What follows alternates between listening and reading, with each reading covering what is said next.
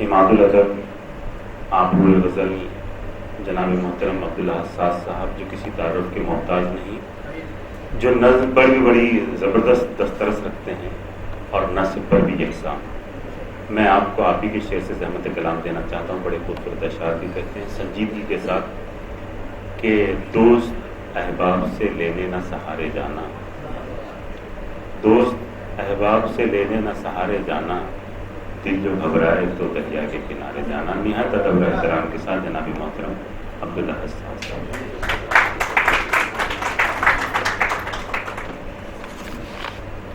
صدر محترم شام جی بابا صاحب، برادر عزیز وجاہت حسین صاحب، اور اسٹیج پر اور سامعین میں بیٹھے ہوئے تمام اکابرین، معزز صاحبان و خواتین، وجاہت حسین صاحب سے میری دوستی تقریباً 35-40 سال کی ہے۔ سن 75-78 کے آس پاس تعارف ہوا تھا ان سے۔ اس وقت یہ انکشاف ہوا تھا کہ وہ سنگیت کار اور گائک تو ہیں، شاعر بھی ہیں۔ یہ اس وقت ان میں اول جراثیم کی رونمائی ہو رہی تھی اور شاعری کا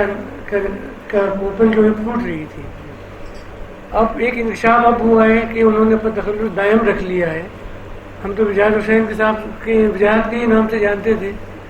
یہ بالکل جب نورس کا اجرائی معاملہ شروع ہوا اور ارشاد کا مرحلہ شروع ہوا تو پتہ چلا کہ انہوں نے اپنا تخلص دائم بھی رکھ لیا ہے۔ ان دو انکشافات کے درمیان طویل فاصلہ ہے، جس میں تعلقات بھی ہیں، مراسم بھی ہیں، محفلیں بھی ہیں، بیٹھکیں بھی ہیں، بے تکلف ملاقاتیں بھی ہیں، دوستوں کے ساتھ گھومنے پھرنے کی معاملات بھی ہیں۔ تو جب پہلا انکشاف ہوا تھا وہ تو بات الگ ہے، لیکن دوسرا انکشاف جو ہوا یعنی ان کا تخلص دائم ہے، تو ان دونوں انکشافات میں مجھے کوئی خاص حیرت نہیں ہوئی۔ یہ بالکل فطری انکشافات تھے۔ دائم ایسا لگتا ہے کہ ان کے لاشعور سے نکل کر مرض نطق پر آ گیا ہے۔ ایسا اس لیے ہے کہ ان کے ہاں 3 فن ہیں: شاعری، سنگیت یعنی موسیقی اور گائکی۔ تینوں فنون کی یکجائی جو ہے اس سے ان کو یہ احساس ہو گیا ہے، یہ ان کی حسرت بھی ہے، توقع بھی ہے، امید بھی ہے، دعا بھی ہے، اعتماد بھی ہے کہ ان کی شہرت کو، ان کے فن کو دوام حاصل ہوگا۔ اور بعد انہوں نے اپنے تحت شعور کی اسرار پر یہ تخلص دائم رکھ لیا ہے، اور ہم اس میں متمنی بھی ہیں، متوقع بھی ہیں، دعاگو بھی ہیں کہ وہ دائم جو تخلص انہوں نے رکھا ہے وہ واقعی ان کی شہرت دوام کے سبب بن جائے۔ جب انہوں نے شاعری شروع کی تھی تو یہ بھی اس وقت بھی حیرت اس لیے نہیں ہوئی تھی کہ شاعری ان کی جینز میں، ان کے ڈی این اے میں پہلے سے ہی موجود تھی۔ یہ ان کی وراثت ہے۔ محترم حضرت مہکش حسین خان، عظمت حسین خان مہکش دلرنگ ان کے والد بزرگوار تھے، اور ظاہری وراثت میں ان کو ملی ہے۔ موسیقی بھی بڑے گھرانے سے تعلق رکھتے ہیں تو موسیقی بھی وراثت چلی آ رہی ہے، گائکی کی بھی وراثت چلی آ رہی ہے، تو شاعری کی وراثت بھی ساتھ میں ہے۔ پھر وہ ہمارے ساتھ آوارہ گردی میں شریک رہے ہیں۔ سن 75-78 کے دوران جو حلقہ بنا تھا اس میں نظام الدین نظام تھے، ارتضیٰ نشاط تھے، عبداللہ کمال تھے، یہ خاکسار تھا، احمد وسیع تھے، عبداللہ کمال بھی تھے، اعجاز ہندی تھے، کلیم شرر تھے۔ تو یہ شاعروں کے ساتھ ہی پلے بڑے ہیں، تو شاعری کرنا تو ان کے لازماً ان کی گٹی میں پڑی ہوئی تھی۔ اس کے علاوہ کچھ اکابرین سے بھی ان کو شفقتیں اور عاطفت حاصل ہوتی رہی۔ ظفر گورکھپوری صاحب سے، قیس الجعفری صاحب سے، تاجدار احتشام سے، اعجاز صدیقی سے۔ انہوں نے آپ بیتی لکھی ہے اپنی کتاب میں، جو آپ پڑھیں گے تو پتہ چلے گا کہ ان پہ بہت سی شخصیتوں کے سایہ رہے، جو انصاری صاحب کا، اعجاز صدیقی صاحب کا، معشر لکھنوی صاحب کا، شہاب مالر کوٹلوی صاحب کا، اور کئی ایسے لوگ۔ اور مہکش صاحب کا جہاں ذکر کیا انہوں نے تو یہ لکھا ہے کہ ان کے گھر پہ جو محفلیں آراستہ ہوتی تھی، جو ظاہر ہے کہ وجاہت کی اپنی دیکھی ہوئی ہیں، اس میں سیماب اکبر آبادی تک تشریف لاتے تھے، اور وہ حضرت مہکش کے استاد تھے، لہٰذا ان کی آراستہ محفلوں میں وہ آیا کرتے تھے۔ تو جب ایسے لوگوں کی اجتماع ہوتا ہو اور ان کے زیر سایہ تربیت ہو تو ظاہر ہے کہ شاعری کی نشو و نما اور تربیت تو ہوگی ہی ہوگی۔ اس کے علاوہ یہ بھی ہے کہ جن شاعروں کو وہ پسند کرتے رہے، کیونکہ ایسا ہوتا ہے کہ آدمی کا ذوق انتخاب بھی غماز ہوتا ہے کہ وہ کسی کا معیار و مزاج کیا ہے۔ انہوں نے لکھا ہے کہ جن شاعروں سے اولین تاثر انہوں نے حاصل کیا اس میں جگر بھی تھے، شکیب جلالی بھی تھے، منیر نیازی بھی تھے، ناصر کاظمی بھی تھے اور اس قبیل کے شعراء تھے۔ تو وہ شعر غالب کا کہ کھلتا کسی پہ کیوں میرے دل کا معاملہ، شعروں کے انتخاب میں رسوا کیا مجھے، تو پتہ چلتا ہے کہ بجات حسین کے ذوق انتخاب کیا ہے اور کس طرح سے ہے۔ جہاں تک فنون لطیفہ کا تعلق ہے، ایک بڑی عجیب بات ہے جسے آپ لوگوں نے بھی محسوس کیا ہوگا، ہم بھی محسوس کرتے ہیں کہ فنون لطیفہ وہ واحد شعبہ ہے جس میں ہمارے حواس خمسہ متبادل ہو جاتے ہیں۔ کیا کہنے ہیں، دنیا میں اور کوئی شعبہ ایسا نہیں ہے، صرف فنون لطیفہ کا مادھیم یا میڈیم ایسا ہے جس میں ہمارے 5 حصے جو ہیں وہ یک بدیگر متبادل ہو جاتی ہیں، آمیز ہو جاتی ہیں، انگیز ہو جاتی ہیں۔ اس طرح ہو جاتا ہے کہ آپ آواز کو دیکھ سکتے ہیں، رنگ کو سن سکتے ہیں، خوشبو کو چھو سکتے کیا ہیں۔ اصطلاح ہیں، واہ واہ واہ، ایسا میں نے کہیں اور دیکھا نہیں ہے، اپنے تجربے سے بھی کہہ رہا ہوں اور آپ لوگوں کا احساس بھی یہ ہوگا۔ اس میں فنون لطیفہ تو کئی ہیں، اس میں مصوری بھی ہے، سنگتراشی بھی ہے، ڈرامہ بھی ہے اور رقص بھی ہے، لیکن سنگیت اور شاعری جو ہیں ان دونوں کے نزدیکی رشتے ہیں۔ جو بھی ہم گیت و سنگیت کہتے ہی ہیں، دونوں میں غنائیت ہے، شاعری بھی ہے اور گائکی بھی ہے۔ تو خدا نے بجات حسین کو 3 فنون سے نوازا ہے، موسیقی اور گائکی اور شاعری، اور ان تینوں کا ایک آپسی تعلق جو تال میل بیٹھتا ہے تو وہ سامنے آتا ہے۔ میرا ان سے رشتہ تو چونکہ میں شاعر ہوں، وہ بھی شاعر ہے، اس لیے بطور شاعر تو ہے ہی ہے، لیکن میرا رشتہ ان سے موسیقی اور گائکی کا بھی ہے، اس لیے نہیں کہ میں اس دائرے کا آدمی ہوں، میں تو ظاہر موسیقی اور گائکی کا فرد ہوں ہی نہیں، لیکن میری کوئی غزلیں انہوں نے کمپوز کی ہیں اور میری الفاظ کو اپنی سر سے سجایا ہے، ساز و آواز سے سنوارا ہے اور اپنی گہری گہری آواز سے میری غزلیں اور میری گیت گائے بھی ہیں۔ تو بعض لوگ کہتے ہیں کہ صاحب جب اچھے الفاظ یا اچھی شاعری، اچھی آواز اور اچھے ساز اور اچھی گائکی میں ڈھل کے آئے تو یہ سونے پہ سہاگا ہوتا ہے، لیکن میں اس سے مطمئن نہیں ہوں، میں اس سے متفق بھی نہیں ہوں۔ اکثر کر کے یہ سہاگے پہ سونا ہوتا ہے۔ مجھے خود محسوس ہوتا ہے کہ میں نے سہاگے کے ڈورے بنا کے دیے اور بجات نے ان کو اپنے اس کو سونے کا عمل کر کر اس کو زرتار تار بنا دیے، ریشے بنا دیے سونے کے، اور اپنی آواز میں ڈھال کر انہوں نے کیا سے کیا کر دیا، ایسا کر دیا کہ مجھے خود اپنی غزلیں پسند آنے لگی، کیونکہ اچھا میں نے ایسا لکھا، اچھا میں یہ لکھ گیا، مجھے خود تعجب ہوا کہ اتنی خوبصورتی سے ادا کیا۔ مجھے ایک گیت کا مکھڑا یاد آ رہا ہے جو یاد نے کہا کہ تم برہ کا گیت لکھو، تو میں نے لکھا تھا کہ ساجن جلدی لوٹ کے آنا، بھول نہ جانا پیار پرانا، گھر گھر ہے صابن کی ہلچل،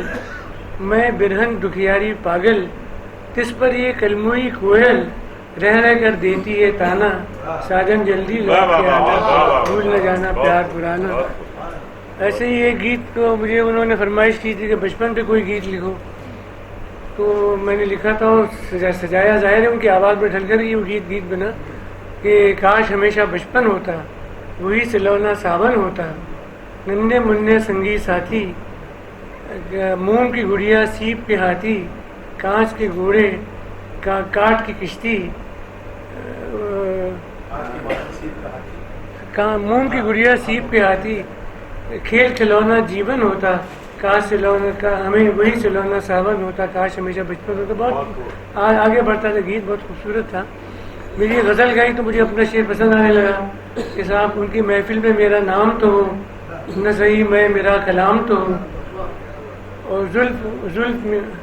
ان کی زلفیں ہو میرے شانوں پر، میرے حصے میں کوئی شام تو ہو۔ اور کئی مجھے وہی ان کے حوالے سے یاد آتے ہیں، جب میں اپنی شاعری میں سوچتا ہوں تو پہلے بجات حسین کی سے ہو کر وہ یاد میری طرف پلٹتی ہے، تو مجھے لطف بھی آتا ہے اس عمل میں اور یاد کرنے میں ایک دلچسپی بھی پیدا ہوتی ہے۔ ایک گیت انہوں نے دیا تھا مجھے جس کی دھن پہلے بجات حسین نے بنائی، پھر استاد اسلم خان نے اس کو اختیار کر لیا اور چندرا کوٹھاری نے گایا۔ وہ غزل مجھے بھی پسند ہے اور بجات کی پہلی کمپوزیشن بجات کی ہے کہ دل کے تاروں پر تھی کس کی انگلیاں کل رات کو،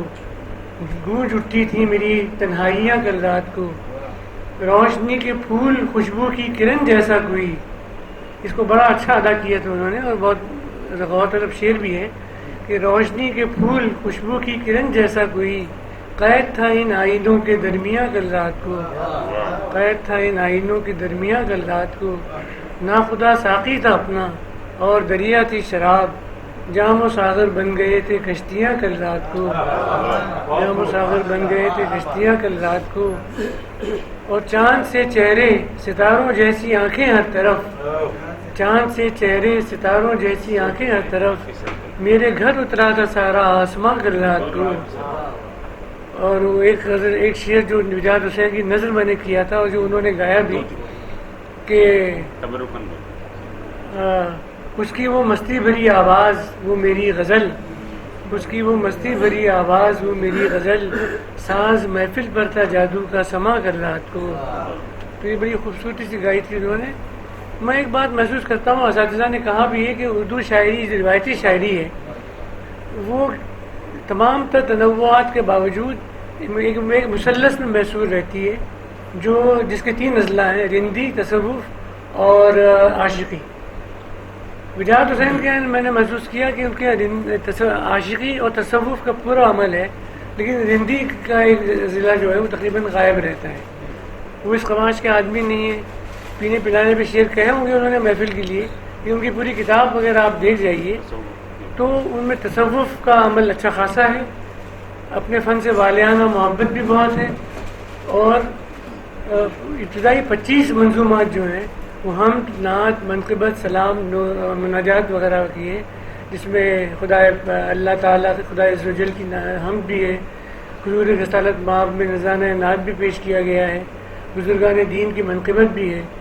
اور صوفیانہ نہج کا احساس بھی ہوتا ہے، کیونکہ تصوف جو ہے ہماری اردو غزل کی اور ریاض کا جو گھرانہ ہے اس سے بہت قریب رہی ہے، تو جا بجا ان کے یہاں تصوف لوٹ لوٹ کے آتا ہے۔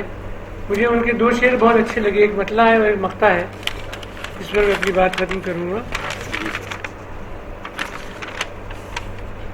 مطلع ہے ان کی اپنے فن سے والہانہ جو محبت ہوتی ہے، ایک شاعر کو اپنے شعر سے جو محبت ہوتی ہے کہ شاعری ہے زندگی، سنگیت میری جان ہے، شاعری ہے زندگی، سنگیت میری جان ہے، بس یہی جینے کا میرے آخری سامان ہے۔ ایک والہانہ پن جو ہے، جس کا تعلق ہر فنکار کا اپنے فن سے ہوتا ہے،